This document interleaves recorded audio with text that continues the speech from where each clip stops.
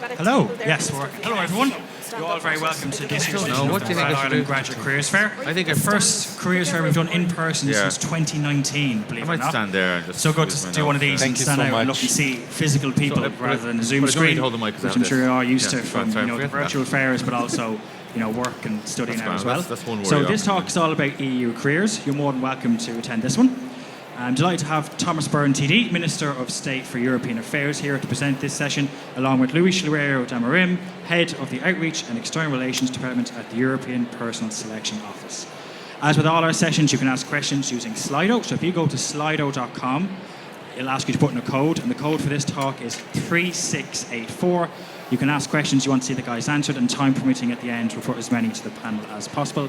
And Emer here is going to be hosting the Q&A at the end. So without further ado, I'll hand you over to the guys.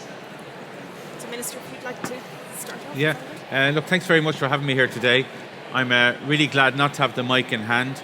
At the start of my political career, I remember an event where I was holding the mic and my hand was shaking with nerves. So I think, just remember at the start of your careers, you're not going to be perfectly formed. Maybe you'll never be, or maybe none of us will be, but that reminds me of that particular thing, and it's good to see that we can all make progress. But look, it's great to be here today at the Grad Ireland event, but also particularly to talk about jobs in the European Union institutions. Luís is here. He's the Head of Outreach and External Relations at the European Personnel Selection Office. So today I want to talk to you about why we're really working hard at getting more Irish people, not just into the EU institutions, but interested in going into the EU institutions, the really good career opportunities that are there, and how the government is trying to help people get over the line in the difficult entrance exams and the difficult process that's there. And they are difficult because we need really good people to do those jobs. They're really, really important jobs. They're very well paid jobs. They're satisfying jobs. EU, generally speaking, the EU is protecting consumers, protecting women, protecting workers, protecting the environment. It's doing good stuff, and we need the best people doing that good stuff on behalf of all of us. So just the context for all of this. This year, the 1st of January 1973, marks 50 years since we joined the EU. And that was a big step for Ireland, and some comparisons. At that point, there was 1 million people working in this country. Now there's 2.55 million people working in this country. It was allowed by law at that time for women to be paid a lower hourly rate, for example, than men. One of the conditions of joining the EU was that we would change that law. Now, we weren't the only ones. Other countries had to change at the time too. But that's just symbolic of those changes that Europe, you could say, imposed on us. But it was the Irish Commissioner, Patrick Hillery, and his team, including Irish people, who actually drove that on to make sure that actually happened. So Europe has moved us on. But Irish people within the European institutions have moved the whole of the European Union on as well, and we want more of you to do that. Ireland at that time was only 50 years from independence of the UK, and we were independent officially and politically, but we were highly dependent financially, economically, and from a trade point of view. So that has changed massively. Our trade is still strong with Britain, but it is nowhere near as strong as it was in 1972. And we've seen the different challenges that arise where the European Union has been central to the resolution of those challenges. We've seen COVID, we've seen Brexit, and now we're seeing the war in Ukraine and the energy crisis. And we do need a new generation, not just of political leaders, of course, but of civil servants and public servants at the heart of the EU. And it's really important that there's Irish voices from all backgrounds at every level of the EU's institutions and agencies. So when we talk about the EU's institutions, we're talking about most famously the European Commission, but of course there's always also the European Parliament, the Court of Justice of the European Union, we have the Council of the European Union, we have various agencies. Eurofound is an agency concerned with issues such as, for example, workers and their rights. They're based in South Dublin, and they're among 40 agencies, including recently a cybersecurity agency was established. I recently met an Irish pharmacy graduate who is now working in the European Medicines Agency. So we represent, as European officials and civil servants, 450 million citizens of the Union. And why do we want Irish people there? Because while you're over there, and if you get a job there, you're working on behalf of the European Union, not just on behalf of one country. But it is really important to have that Irish perspective there. And it's important to have the Italian perspective and the Dutch perspective and the Polish perspective, etc., etc. But we need our people there as well. So last year I launched a strategy called A Career for You, Career for EU, to increase our representation. We've had lots of really good Irish people working at the heart of the European institutions. Famously, David O'Sullivan and Catherine Day rose to the top of the civil service. Both David and Catherine are now retired. And this is a real problem. Up to 1/3 of Irish EU officials are due to retire by 2025. So we're losing a lot of really good people and people at quite senior levels in the European institutions. So I think today, I hope we have some of the next generation. The good news is that there are lots of opportunities for all of you. It's meaningful work on important issues that affect ordinary citizens right across the European Union. It's democratic work. You're implementing the democratic will in that complicated democratic structure that the EU is. It's a lifelong career opportunity. There's language training. There are good, well-paid jobs. Recessions come and recessions go, but generally speaking, the public sector is there, continuing to do the really important work that the public sector has to do. The work is wide-ranging. And we need people from all backgrounds, so all social backgrounds, gender backgrounds, ethnic backgrounds, but we need lots of skills. So we definitely need lawyers, we definitely need accountants, European studies graduates, absolutely. But we also need scientists. We also need engineers. We need people with computer skills. We need people maybe in agricultural science background. The Common Agricultural Policy is one of the biggest parts of the EU budget, and one of the biggest parts of the EU plan. So that pharmacist I spoke of said he never dreamt that he would end up in a European Union agency. So there's opportunities there across the board. So this year, EPSO, that Luís is from, they've announced recruitment competitions for those with experience in the fields of energy, climate and environment for October this year. So that's because that's where a huge part of in fact, all of the EU agenda is centred on climate. Everything the EU is doing at the moment has some climate focus. So for those of you in the final year of your studies, we would expect a large graduate competition next summer that anybody with any degree can apply to. Language skills is the really important thing. So most competitions require candidates to be fluent in one EU language and proficient in another. Irish and English are both official EU languages, and we've worked really hard over the years to make that happen. So I'm really proud when I go to the Council of Ministers and Loureiro Gaeilge, a Gachrinu. I speak Irish at pretty much every meeting on at least one part of the agenda. And my Greek colleague next to me can either agree or disagree with what I've just said, because he's just heard it in Greek. And I think it's wonderful. So those of you who have Irish and English have a huge advantage at a high level. I mean, presumably we all have English at a very high level. You need the other language as well at a very proficient level too. We have a lot of people in this country now who have other languages, French, Spanish. We need more of you. And we have also people as well who maybe come from parents or from another European background who speak French, Spanish, Polish, Romanian, whatever. Those skills, I want you to put them to use in the European institutions. And it's really important that we keep up our language skills. This country is not that good at speaking foreign languages, not that good at speaking our native language, if we're honest. I think there's a national hang-up particularly about Irish. We've got to get over that. I go over there. If I speak Irish, they're delighted to hear it, and some of them start speaking Portuguese or Greek or Lithuanian or whatever. And it's normal. But I think here we kind of think, oh, it's a bit odd. It's not. It's normal. I mean, quite frankly, our budget documents yesterday were all in English. If that was coming from the European Commission, they'd be all in Irish as well, and in Lithuanian. We've a lot of work to do here, and I hope it starts with some of you. There's traineeship programs in Brussels and Luxembourg as well that are open for you. Just to let you know, European Movement Ireland, that we work closely with, they publish really good guides on the traineeships, and they have a document called the Green Book on their website, and they publish job vacancies as well, open to Irish people throughout the EU institutions and related bodies. The department is giving lots of support, so we have a website on our EU Jobs website. There's a LinkedIn page as well that we try to keep active. So the supports include just giving information about new competitions coming up. We have practice test materials in 24 languages, and we have training webinars as well. We have small group training and interview coaching. We don't charge for this. At the moment, we have 6 full scholarships to the College of Europe for the Masters programme, because lots of people from the College of Europe go into the European institutions. There's a lot of help, and we're trying to make sure it's as responsive as possible. We've always been focused on this, but we've really tried to up it from last year. So we want to see people using the help. If there's any issues, to come back to us. But most of all, most of you, or all of you, if you're Irish graduates or graduands, you're highly experienced and highly intelligent people, and you know how to look things up and find out information for yourselves. And I'm just encouraging you to do that about careers in the European Union. Yes, it will take time to get in there. Yes, it is a difficult competition, but it is so rewarding and pretty well paid, and it's a really, really good job.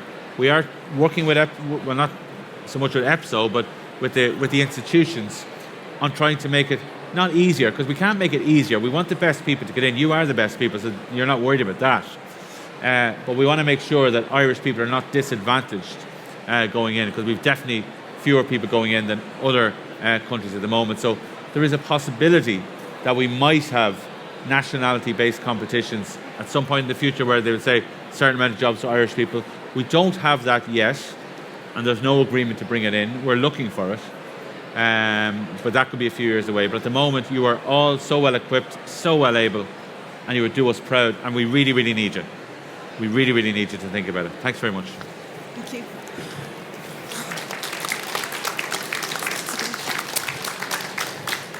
Well, hello, good morning, everybody.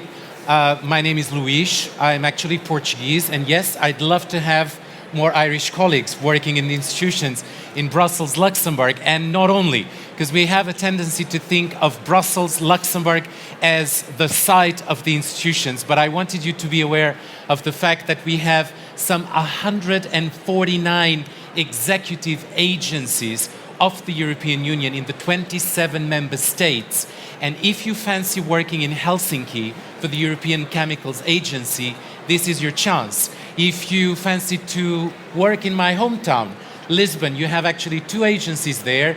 You have the European Maritime Security Agency in Lisbon, as well as the European Observatory for Drugs. So a lot of opportunities, not just in Brussels and Luxembourg, for people to work for the EU.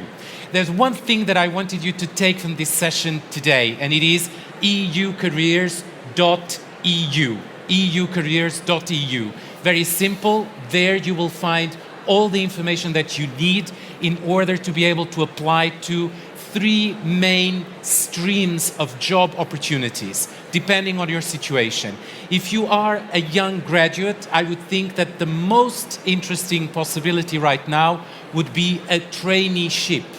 Now, I want you to think beyond the so-called blue book traineeship. A lot of you are maybe familiar with the traineeships in the European Commission, but like the Minister said before, we have the Council of the European Union, we have the European Parliament, the Court of Justice, the European Court of Auditors. We have a lot of bodies, a lot of institutions that offer paid traineeships, which are a great opportunity for graduates to understand, for instance, if an EU career, being a civil servant like myself, is really something that you would like to do for the rest of your life. I've been working now for 20 years and I do not regret it. It's been really a lifetime of opportunities working for the European institutions. And I say it in plural because I started working for the Council of the European Union and now I'm working for the European Commission in the office that actually selects future civil servants, right? People who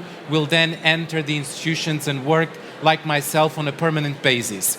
But enough about traineeships. If you are recent graduates or if you're graduating soon, this is something that I would like you to explore. And again, don't think only about the Commission, think about all the hundreds of paid traineeship opportunities that the European institutions and bodies have to offer. And I would also like to stress the fact that we do need and want people with a diverse background, be it academically, professionally, or ethnically, or sexually, or gender. We want the European institutions to serve their citizens by being representative of those citizens in the civil service. So please do think about applying for traineeships if you are a young graduate, and do stress what makes you unique, what makes you different, because we are very much trying to walk the talk of diversity and inclusion academically, professional and socially in the institutions.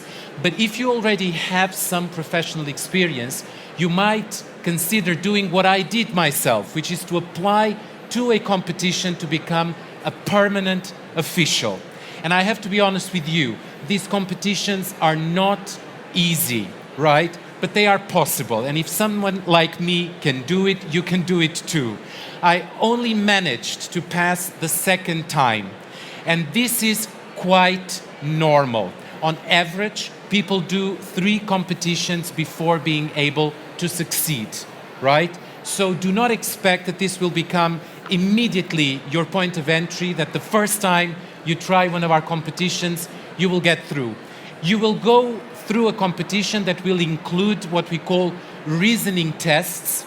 I have to say the more stressful part of the competition was the reasoning tests part, because they are being, watched. The questions, you have to answer them within a certain limit of time, and that can be stressful, but you can train it. And the good news is that the Irish government provides training for people who wish to pass these competitions, not only when it comes to reasoning tests, but also when it comes to what we call, I will use a lot of jargon, you'll have to forgive me, the assessment center, where we actually interview people to see whether you are good in terms of teamwork, speaking in public, a number of competencies, horizontal competencies that are tested during the assessment center, for which you can also train. And I think it's wonderful that you are in a country where the government actually is investing a lot of time and money to make sure that the opportunities for Irish people wanting to go to the EU institutions can be boosted by this training. So I would definitely check the website of the Department of Foreign Affairs in Ireland to see how you can get that training to pass the competitions.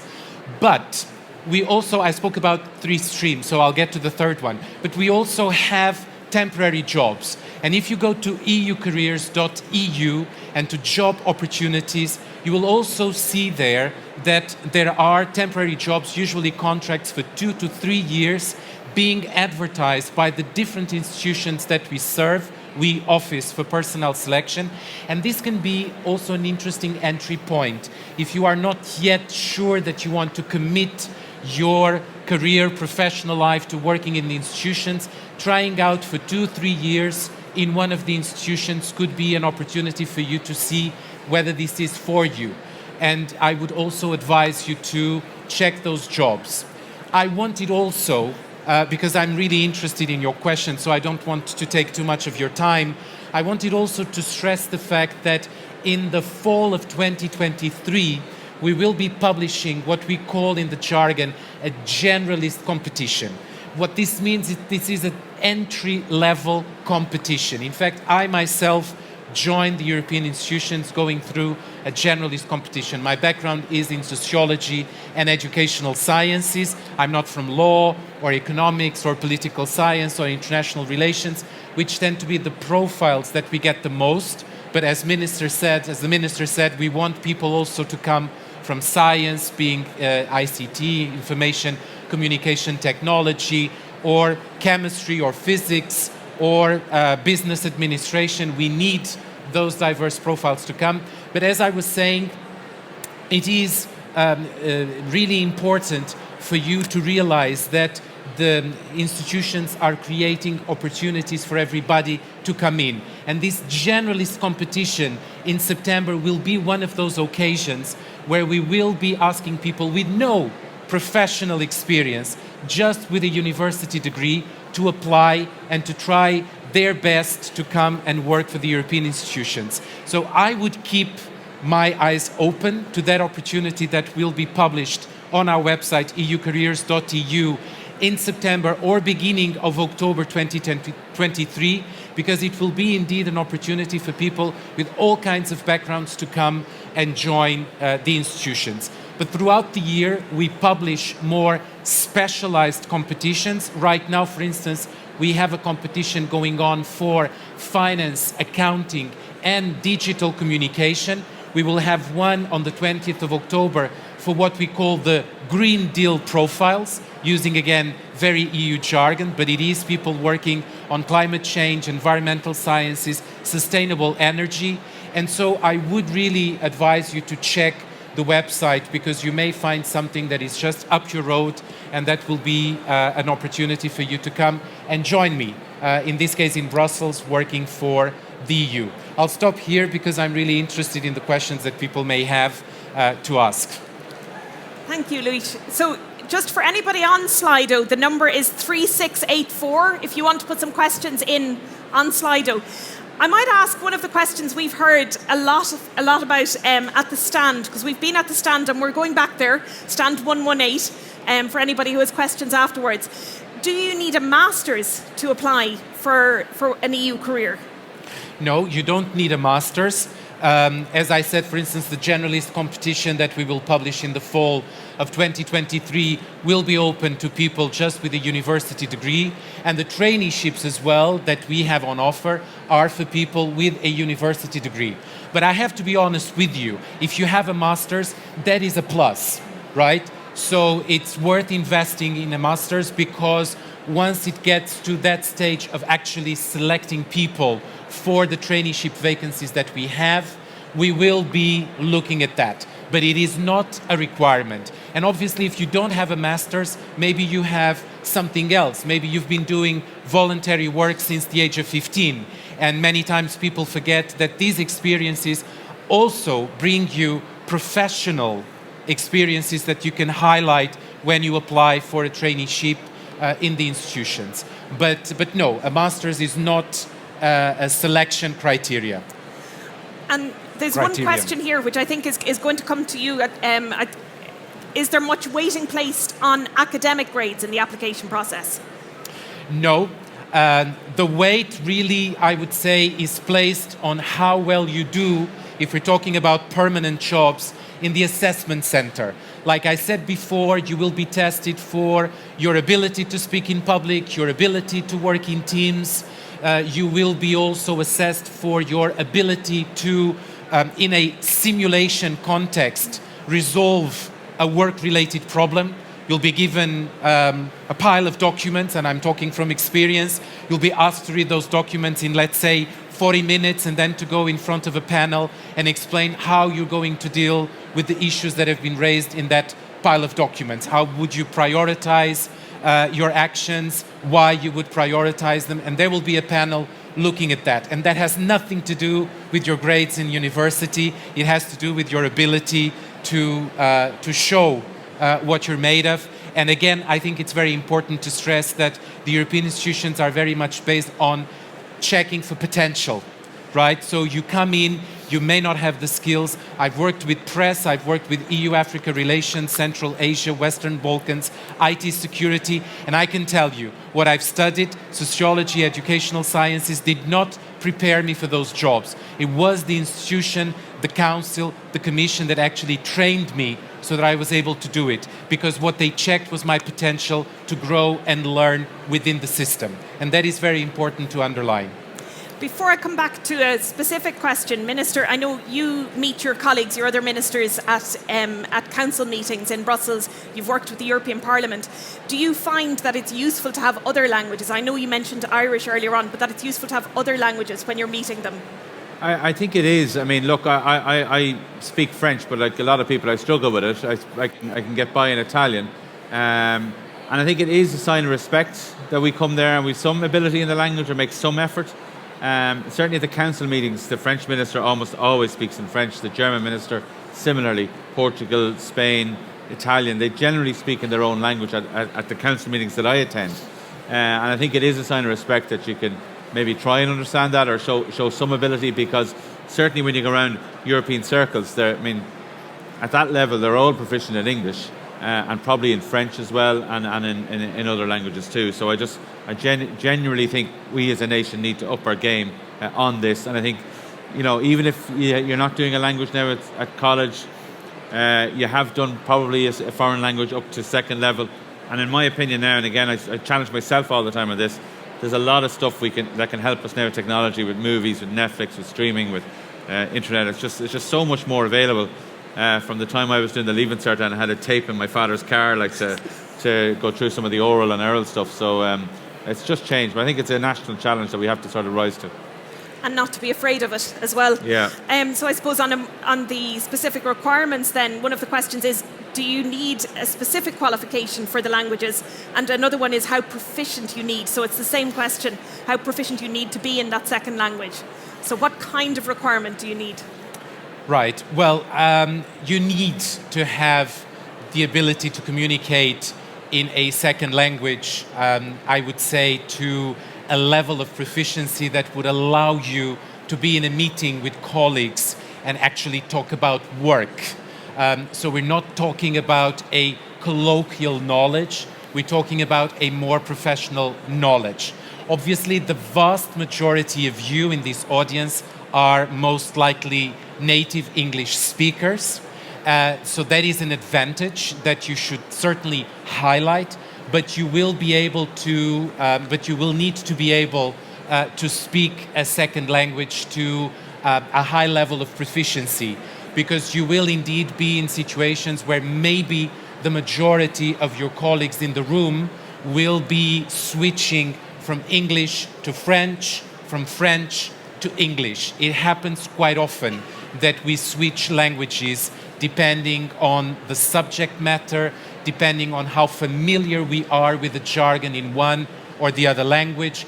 And English and French are still the most used working languages in the institutions. However, I must say, knowing French is definitely not a criterion to join the institutions and to join the competitions, because we have 24 official languages. And again, I go back to what the minister said at the beginning. If you speak English and Romanian, if you speak English and Polish, if you speak English and Irish, you can apply for the competitions, for the temporary jobs that are on offer, for the traineeships, and enter the institutions. So again, it's, I think, very important to demystify the importance of French in today's context of working in the European Union institutions. But indeed, you need to have 2 languages at least. Can I just emphasize one of the points that Luís made? Because I was going to make it, and I was afraid he might contradict me, but a number of people have said to me now, as I discuss this, that English is a massive advantage to us. And I'm really glad Luís said that, and I want to emphasize it. As native speakers, which I assume most of us are, it is a huge advantage, and not to underestimate that. Now, the one place I'm told that French is still a big thing is the Court of Justice.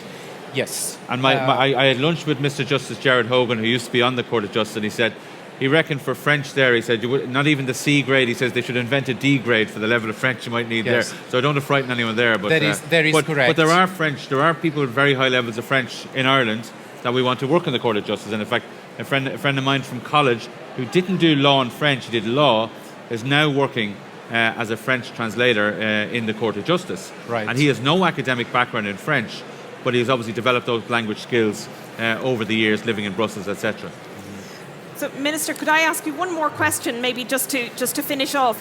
Why is it important for the Irish government to encourage Irish graduates to apply for the EU? And I know you've mentioned it, but just to leave us with one message of why that's important for us. It's important for Ireland, not just the Irish government, that Irish people are at the heart of Europe. We are nothing as a country just floating around in the sea on our own. We are there at the heart of Europe, involved in the decision making, influencing things, taking the benefits, taking the responsibilities. And it's not just politicians at the top, whoever's elected at that particular time. It's the Irish people working in those institutions, sharing those values of respect for human rights, respect for democracy, respect for the environment, equality, workers' rights, the movement of people around the European Union, the movement of business around the European Union. We need Irish people there so that we can continue to have our perspective shown and that we continue to have our influence. And it's not that you would be working there on behalf of Ireland or reporting back to the government, nothing like that. It's just that your perspective as an Irish woman or an Irish man from whatever background is so important to have there so that the European perspective can then benefit from your knowledge, experience and skills. Thank you. Thank you very much, Minister, and thank you, Luís.